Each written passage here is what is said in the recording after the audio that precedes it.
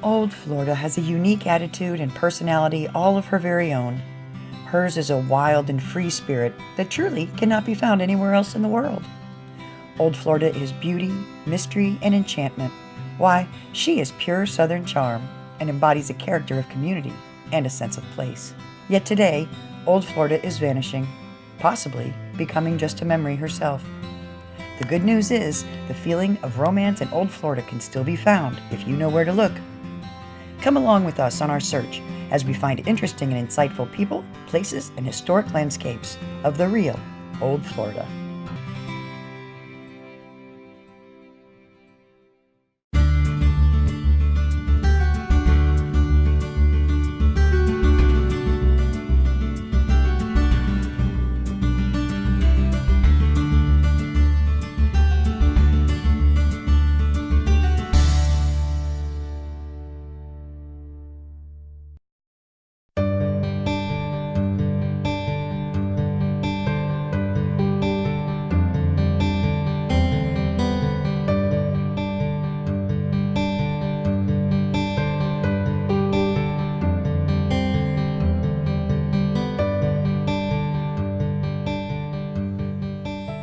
Hello friends! I would like to welcome you to the real Old Florida. Today we are going to be at Chinsegut Hill. It is north of Brooksville and south of Floral City on Highway 41. It has been here since 1842, at least the houses have been. The property's been here for much longer than that. So today we're going to tell you a little bit about the hill. We're going to go inside and meet the mayor, Miss Helen Keller. She is the mayor of Brooksville and she is also the manager of Chinsegut Hill. So we're going to find out some wonderful facts about the history here and the people who lived here. We're also, on the second segment, we're going to go out and we're going to explore. We're going to see the trees and some of the things that are here that you can see from this hill that are just awe-inspiring. After that, on the third segment, we're going to show you and tell you what they do to preserve here, how they make their money to fund it, and learn how you, yourself, can become not only a friend of the real Old Florida, but a friend of Chinsegut Hill. So come along with us, join us. Today is going to be a wonderful day in the real Old Florida. I can't wait to show you around.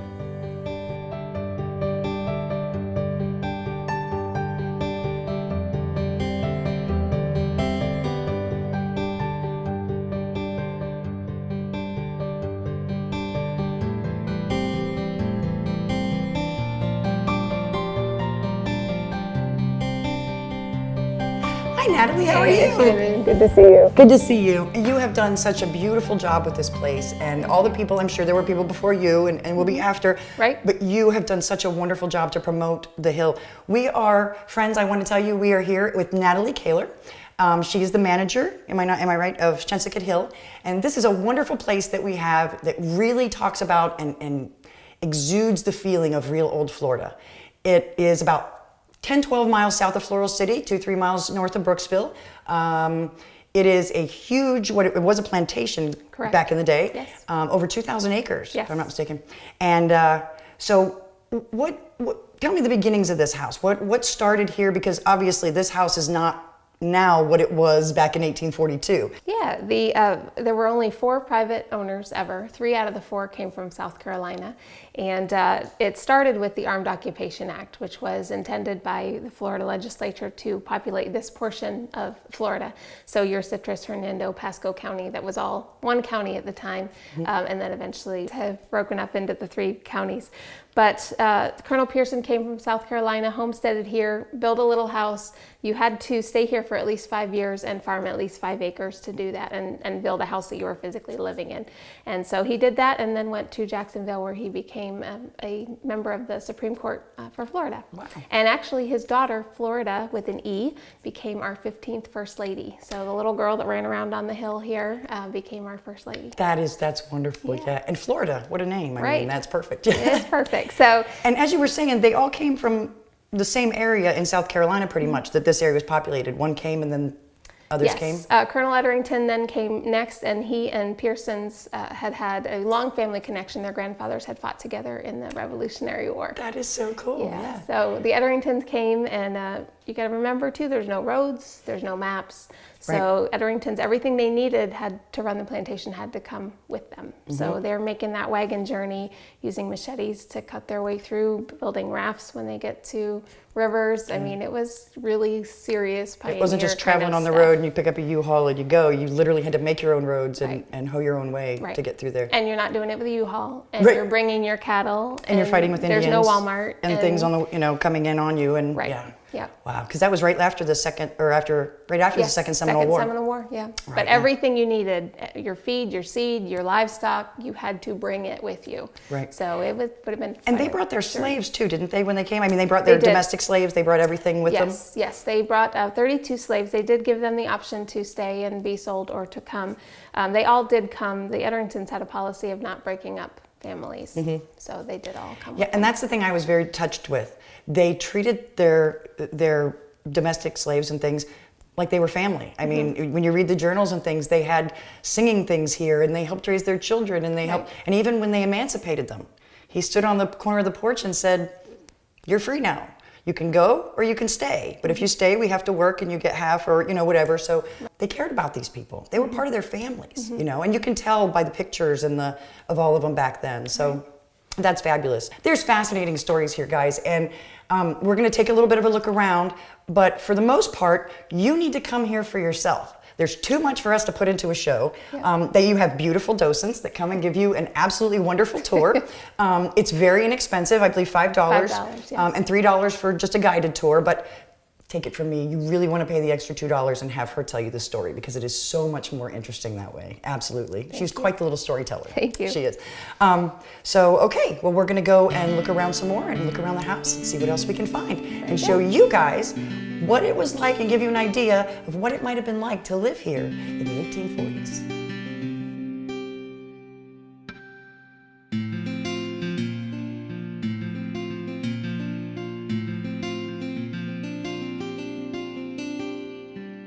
This place is amazing. Look how high the ceilings are. Isn't it gorgeous?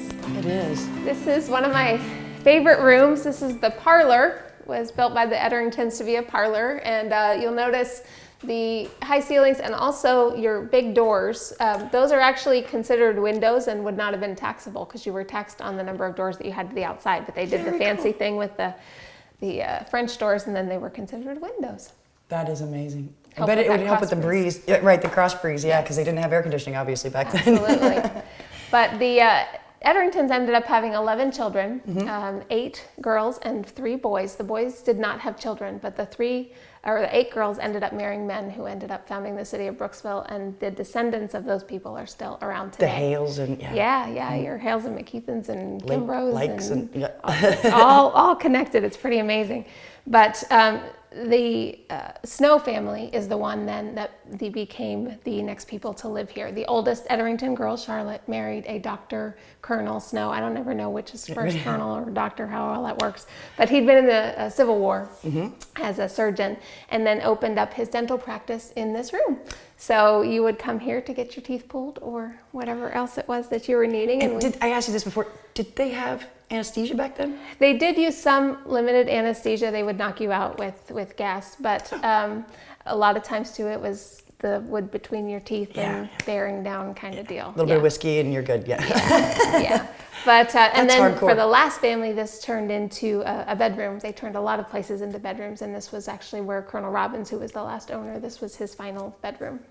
Well, because he was hurt, so being downstairs was probably better for him after he'd hurt himself and couldn't walk very well. Yeah, he'd fallen out of the tree and was first just using a cane, but ended up in a wheelchair. Sounds like something I would do, I'd fall out of a tree.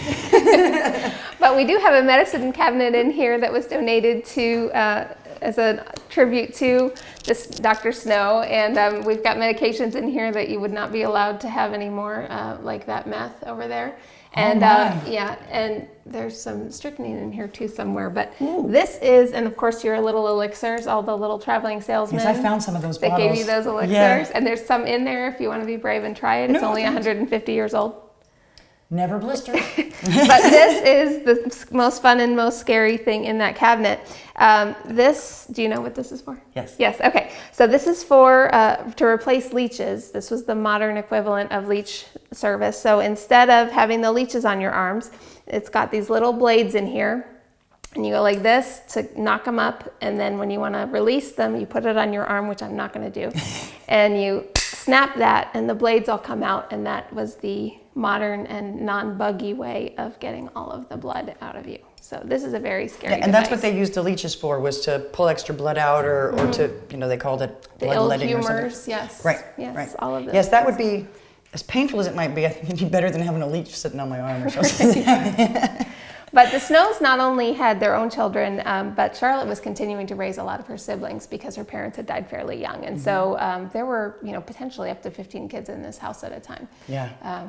Well, and you had to have big families because you had to have, lots of people to help you work and do things, and yeah. Yes, and Colonel Edrington was famous for making his kids work as soon as they were able to walk. And one of the things he would do is he would stuff their shoes with cotton every night. And when they came up in the morning, they had to pick all the little prickers out of the cotton and then take it down to the pigs, put it in the pig feed and feed the pigs, and then they were allowed to come to breakfast. So he made sure that everybody was participating. This was not a gentleman's plantation. It was actually operated by the family as well as the staff. Right, yeah. And I think that's, it's up here on the hill, and people didn't know it was here. And I can't imagine, like back in the day before all the trees got really big, the view from here. I mean, that's something we haven't mentioned. This is one of the highest points, this hill, on the Nature Coast.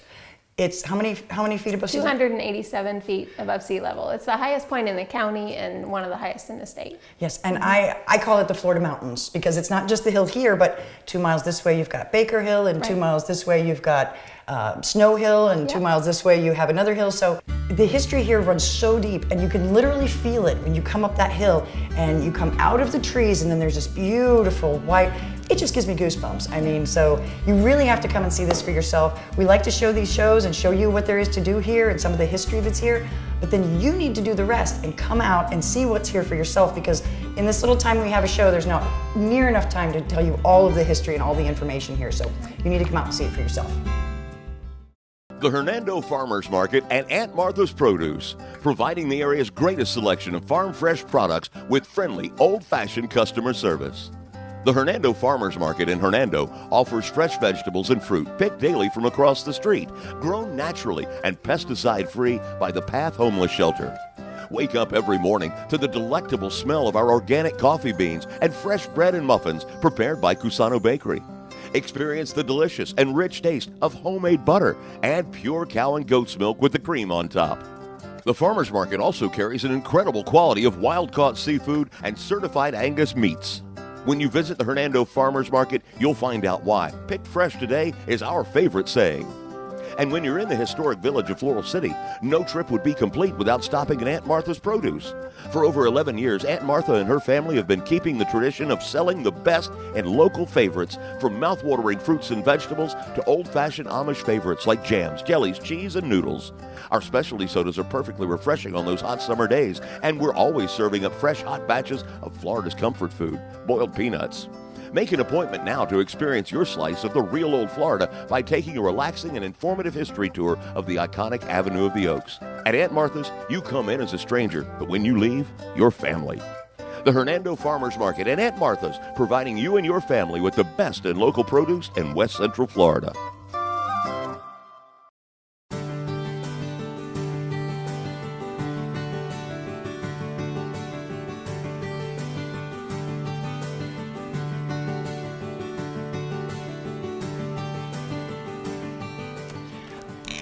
Well, friends, after getting all of that wonderful information from Natalie about the history and the inside, I thought maybe I would take you around and we would go see some of the property.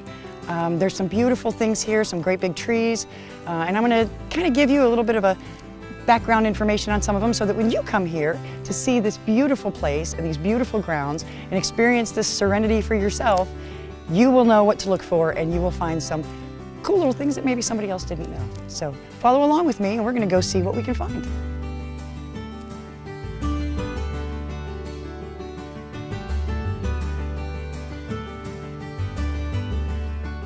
Well, friends, this is a wonderful vantage point to show you some of the house and where it was and what the first original house was. On this side, you see this little, it was a cabin, I guess. This would have been the first little house that Colonel Bird Pearson had built when he was here. Now, after he sold it to Edrington, when Edrington came down, then he built the big house. Porches were all the way around. One of the last owners, Margaret Robbins, she had this end closed in so that she could use it for an indoor porch or music room. She loved her music and playing piano and things, so that's what that was for. Now, when the Robbins built the house, they said it was chained to a tree laying on its side. So it's kind of hard for me to imagine this house laying on its side, but at the same time, you can just feel, I mean, sometimes when I look up there, you can almost see in the window like somebody else is up there looking at you, you know? Upstairs over here is where Aunt Lizzie and her husband lived. She was the mother slave that was here. She came with them and she took care of their kids, and when Raymond Robbins came in and took over, he told Aunt Lizzie she could live on this hill for as long as she wanted to, but she would never have to work another day in her life. So he took care of her, and they lived up there so that they could be close. Fielder Harris, who was the gentleman that ran the farms and things here, he lived down here. Sometimes he would stay in the house when the Robbins were away, but for the most part he had his own family and things in-house down there. There were also slave cottages all across the back there on the other side, so that they were built there so that he could be up there and look out and see them, make sure they had their own property, their own space, but that he could still make sure, keep an eye on them. So that is the beautiful Chinsegut Hill house.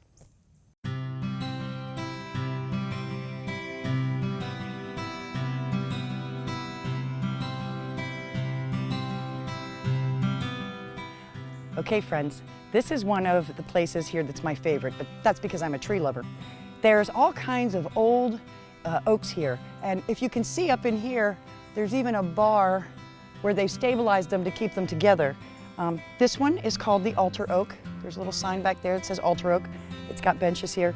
There's a little plaque right here, and it says, "Into this altar oak on Chinsegut Hill have been absorbed through the good earth the mortal remains of Raymond Robbins and Margaret Dyer Robbins."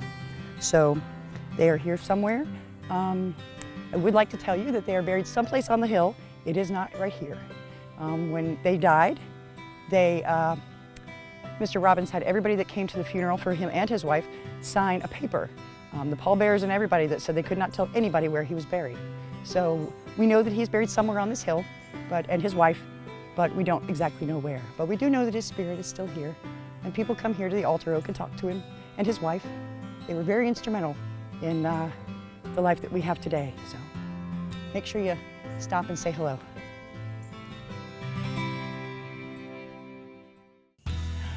This, my friends, is one of my favorite places here at the hill. And eventually, I'm gonna have one of these built at my house. So this is Mr. Raymond Robbins used to come out every morning, and he would climb up in this tree. This one is called the sunrise tree. And he would climb up in this tree and go all the way up there and stand facing that way, and he would watch the sunrise. Now, again, remember back in the day, there were these big oaks here, but most of the stuff that was around the edges was actually planted by the Robbins. So the view here must have been absolutely awe-inspiring. I can't imagine how far you could see from being this high up. So this is a place too where I can imagine just being up here for a second, what you get and what you feel up here. It's just a whole different way to look at things. It's a different view from a little higher, and kind of takes you away from all the nonsense on the ground and makes you remember what's important and what the world's really about. So this is a really cool place. Now, I'm not sure you will be able to come up here when you come, but at least you'll be able to take pictures and see this beautiful tree.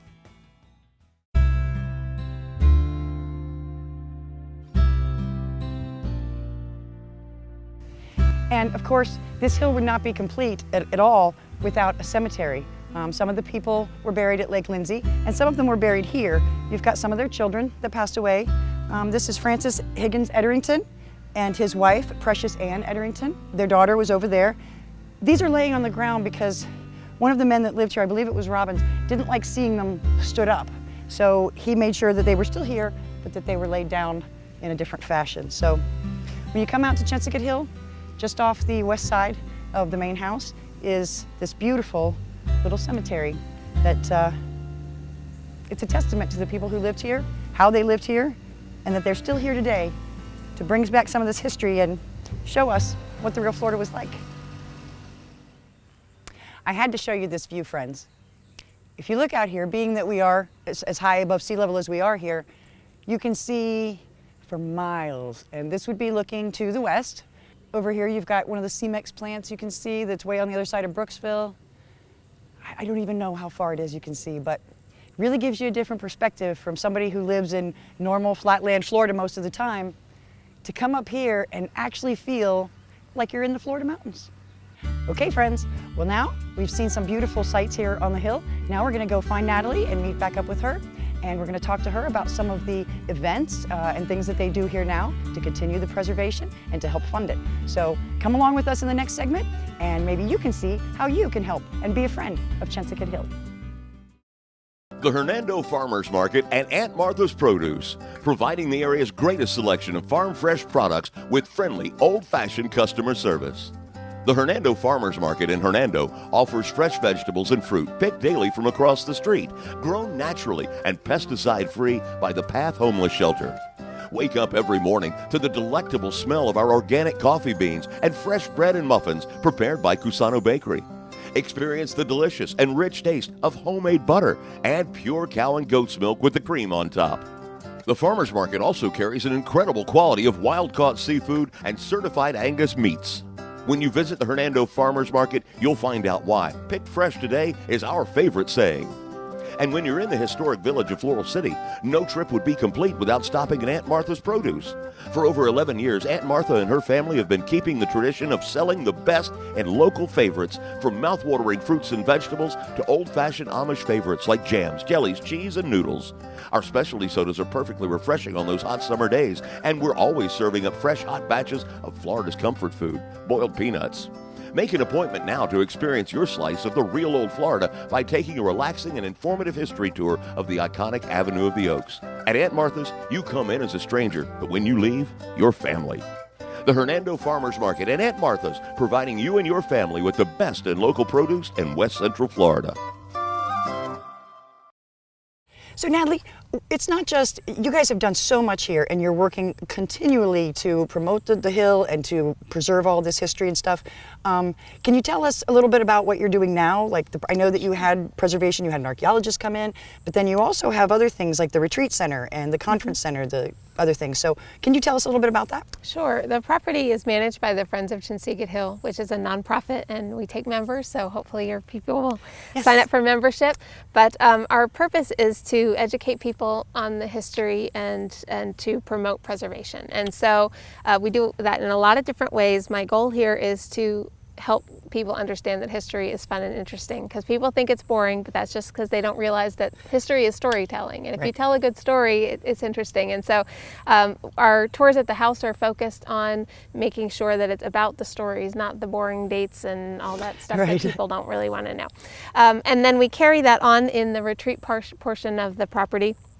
We have a dining hall and a classroom and 7 rental cottages. You can rent it just like you do a hotel, $70 for a room, or you can have a full cottage that sleeps 8, and that's 4 bedrooms, 4 baths, and that's $260. So it's a great place to come for just a weekend with your family, do family retreats. We do a lot of different kind of retreats here because people like coming and just getting away.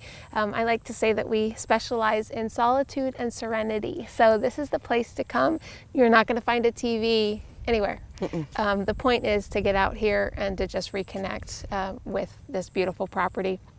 We do things like we have luncheons every Tuesday, Wednesday, Thursday, where we focus on one aspect of the history a month. We also do dinners once a quarter. We have one coming up on Helen Keller. I do the cooking. And she is quite a cook. Let me tell you what, that food was amazing. So that's my thinking time. That's how I process and solve world problems, is when I'm chopping carrots. I like that. The next one we're doing on Helen Keller. We had a lot of famous visitors here that were associated with the last family.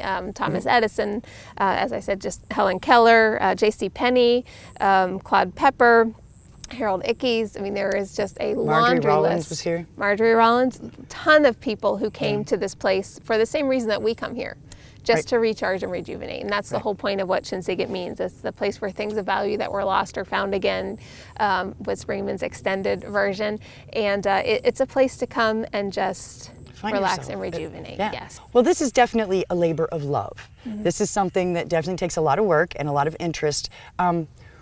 What does preserving the history of this place and the people who work here mean to them? I mean, what are you preserving it for? For the future generations? For nostalgia? What is the important part of this hill? Well, as somebody whose other career is in the political arena, I don't really think you can make good decisions for who your community is without knowing what you have been. Because so often we try to rebrand and create this whole thing that doesn't have anything to do with the character of your community. And so when you know the history of Chinsegut, you really know the history of this region and actually of a lot of Florida. I mean, just super important people that were here, all four of them, no denying. And so for me, it's important for people to understand that Brooksville is not just some little drive-through thing that you do on your way to Tampa. It's a place that has been pivotal to the formation of this state. And we need to understand that so that we can continue to be that. Right. And understanding where you've been helps you know where you should be going. That's right. To find something these days that is as close or like it was, you know, all those years ago is just astounding, you know. So I personally would like to thank you. I know that it gives, it's hard and it's sometimes you just want to pull your hair out and all this stuff, but you've got that touch and you've got that inquisitive spirit, you know what I mean, that wants to know more, and then you share it with us, and that is so important. So that's what we're doing here today, to let you guys know what's here and to let you know the work that this beautiful woman is doing and all the people that work here on the hill. It's fascinating, and it's so great to have this here, and I'm sure that my friends will be coming to see you, so thank you very much. Very good. Friends, I'd like to thank you for coming along today and joining me so that we could see Chinsegut Hill and show you some of the history that's here that maybe you didn't know about before. The people at Chinsegut Hill have worked very hard on their nonprofit, the Friends of Chinsegut Hill, to bring back this place, to bring it back to its beauty that it was in the 1800s. And they brought back not only that, but the feeling of the people that lived here. And they've done a really good job of learning the character of these people and sharing it with the rest of us. So since you all are friends of the Real Old Florida, and I'm very grateful you are, maybe you could come on down and you could be friends of Chinsegut Hill. And you can find out how you can help these people to keep this history and to preserve it for generations to come. So again, friends, I want to thank you. It has been my honor and my pleasure to show you around. And I want you to come back anytime because, friends, this is the Real Old Florida.